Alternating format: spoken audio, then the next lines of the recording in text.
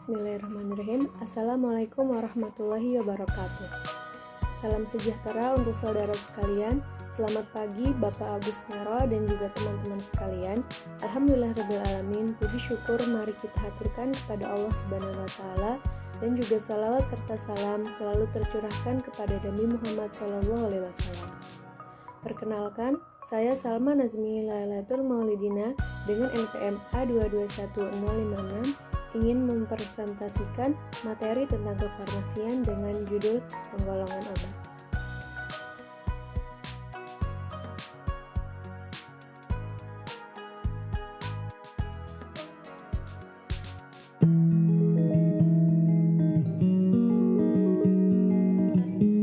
Yang pertama ada definisi obat, yaitu obat didefinisikan sebagai senyawa yang digunakan untuk mencegah, mengobati, mendiagnosis penyakit atau gangguan, atau menimbulkan suatu kondisi tertentu.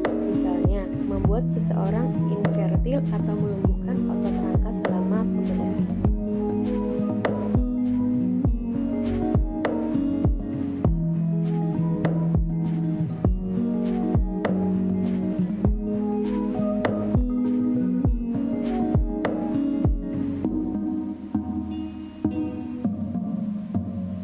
Obat juga dapat bersifat sebagai obat dan juga dapat bersifat sebagai racun.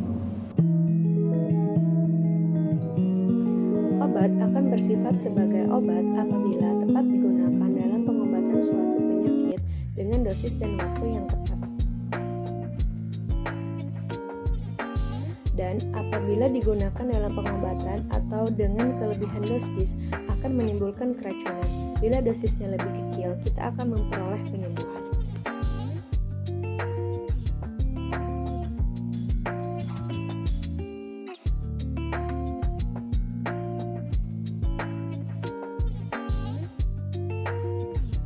Dalam penggolongan obat ini ada beberapa macam.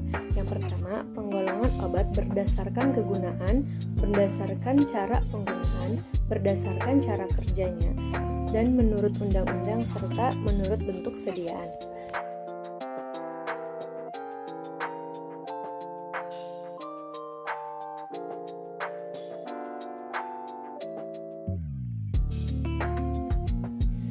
Yang pertama, ada penggolongan obat berdasarkan kegunaannya. Yang pertama itu adalah untuk menyembuhkan atau terapeutik, contohnya adalah ibuprofen. Yang selanjutnya adalah untuk mencegah atau proliatik, contohnya adalah vitamin. Seterusnya adalah untuk diagnosis atau diagnostik, contohnya adalah barium sulfat. Dan terakhir adalah untuk memperbaiki jaringan yang rusak atau rehabilitatif, contohnya adalah instom.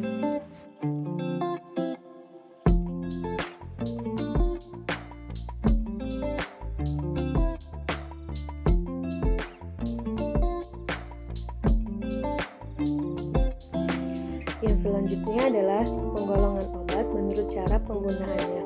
Yang pertama ada untuk pemakaian dalam, yaitu melalui oral atau mulut dengan memberikan etiket berwarna putih. Contoh obatnya adalah paracetamol. Yang kedua adalah untuk pemakaian obat luar, yaitu selain melalui saluran pencernaan dengan diberikan etiket biru. Contohnya adalah salep kulit.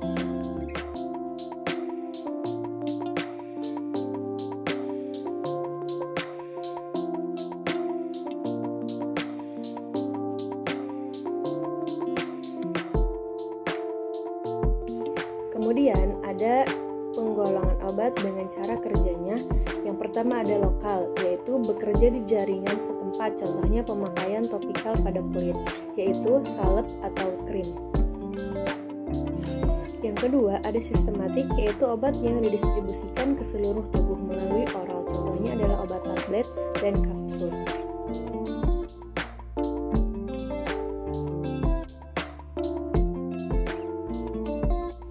Nah, ada juga nih yang penggolongan obat menurut undang-undang. Yang pertama ada narkotika. Narkotika adalah obat yang dapat menimbulkan ketagihan serta harus dengan pengawasan dokter. Contohnya adalah opium dan morfin. Selanjutnya ada psikotropika. Psikotropika adalah obat yang dapat mempengaruhi mental serta mempengaruhi fungsi otak. Contohnya adalah Valium.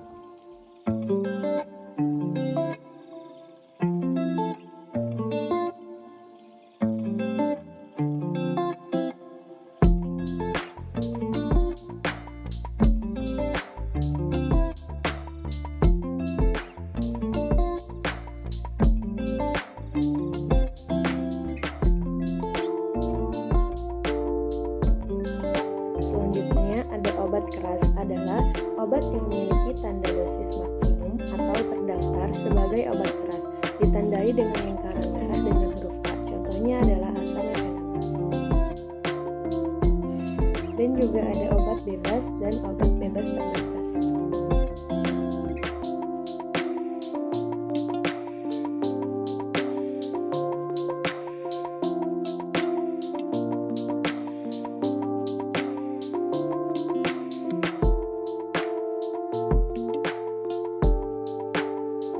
Selanjutnya ada obat menurut bentuk sediaannya.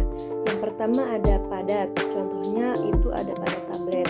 Yang kedua ada semi padat, contohnya adalah salep, krim, dan lain-lain. Yang ketiga ada cairan atau larutan. Yang keempat adalah gas, contohnya itu untuk obat asma.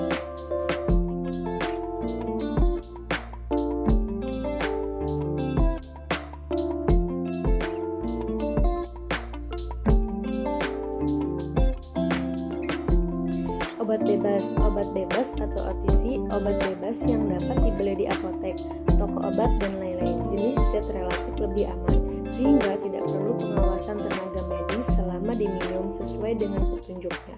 Oleh karenanya, dibeli bersama dengan kemasannya.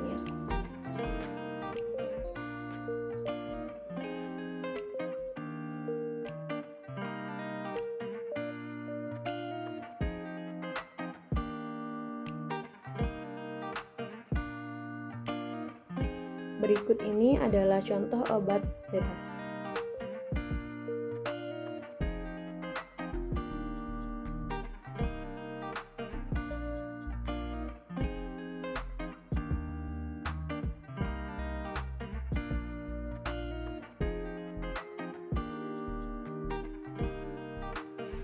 Tanda obat bebas adalah tanda lingkaran hijau dengan garis tepi warna hitam.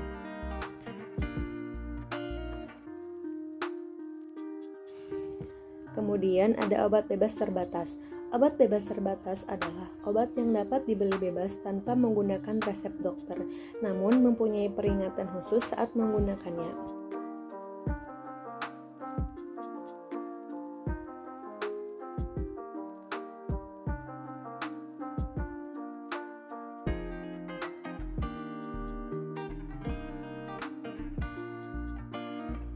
Penandaan obat bebas terbatas adalah logo lingkaran berwarna biru dengan garis tepi hitam seperti pada gambar.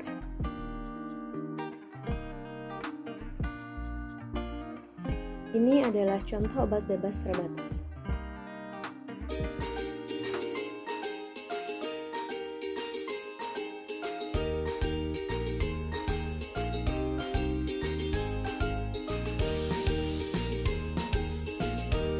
Selanjutnya ada obat keras. Obat keras adalah obat yang digunakan tanpa resep dokter.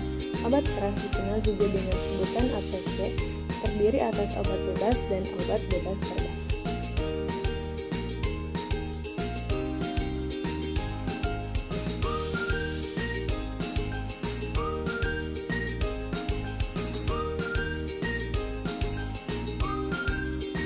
Penandaan obat keras pada kemasan berupa lingkaran merah dengan garis tepi berwarna hitam dan huruf K di tengah yang menyentuh garis tepi.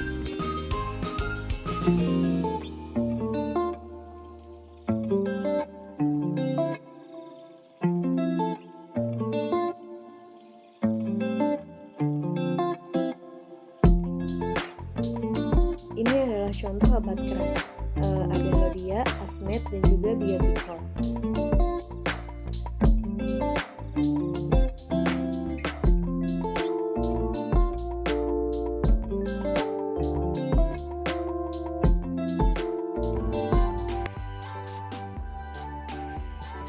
Mungkin cukup sampai di sini presentasi yang saya bawakan. Terima kasih telah menonton sampai akhir. Sampai jumpa. Wassalamualaikum warahmatullahi wabarakatuh.